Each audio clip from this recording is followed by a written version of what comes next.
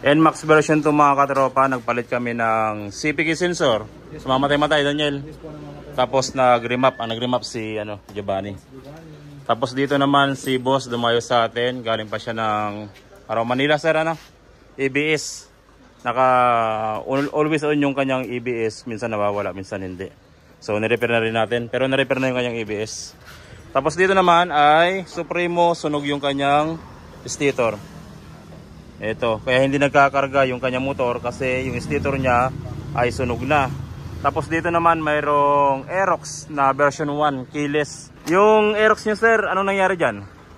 Bale namumutok po siya ng yung 30 amperes kapag binibira. Pag binibirada, namumutok ng 30 amperes. Oo po, pag binibira ng siguro mga 70 pataas, namumutok na yung niya, yung fuse niya. Tapos ano pa yung mga ginawa sir, pina-check nyo? Ang pina-check ko po niya, nung pumutok yung na-blackout yung kanyang panel at saka yung knob, yung ISC. ISC. Opo, bale akala ko yun yung niya yun yung cause niya kung bakit siya namimigil. Tapos yung total body nilinis din nila, tapos yung MDL, yung time na yun, dun ko siya pinakabit. Tapos nung kinaumagahan, nung gabi yun hapon, gabi. Tapos nung kinaumagahan, yun, pumutok na yung panel niya at saka yung knob niya. Pati yung 30 amperes, pumutok din? Oo, pumutok po yung 30 amperes at saka yung 5 amperes. Ngayon, anong sabi nung sir, nung pinagpagawa nyo? Ang sabi nung sa kasa na sa Yamaha, nung diniagnose daw nila, lumabas sa throttle. Throttle body? Na wiring, opo. Tapos, ngayon, na-check na nila yung sa CKP. Direct na nila, wala pa rin. Tapos bumili na din ako ng stator na long wire, wala pa rin. Bumili din ako ng ECU na bago. ECU na bago? Magkano bilhin mo sir? 13. 13,000, ganun talaga kamahal yung ECU. Oo, yun talaga. Ngayon, yung nakakabit dito, bago na? Bago na ECU at saka bago na stator na long wire. Bago na ECU, bago stator.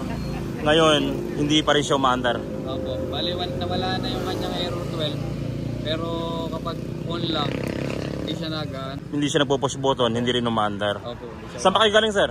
Batangas po. Batangas. Grabe, ang layo ng binayan nila boss. Batangas, papuntang Lingayen. So, sila sir. Ngayon sir, ang nakakabit, dala mo yung lumang ECU?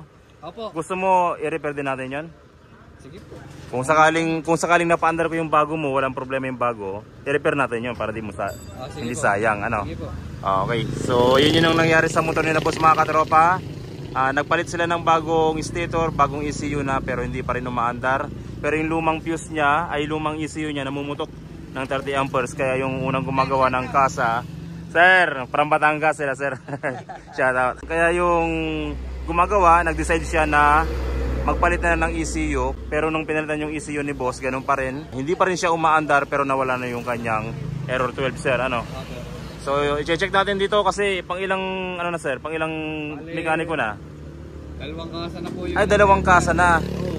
Mismong kasa, hindi. At saka Yamaha. Yamaha tsaka premium na Okay, sige. Ibaba natin sir. At gawin namin yung mga gawa namin.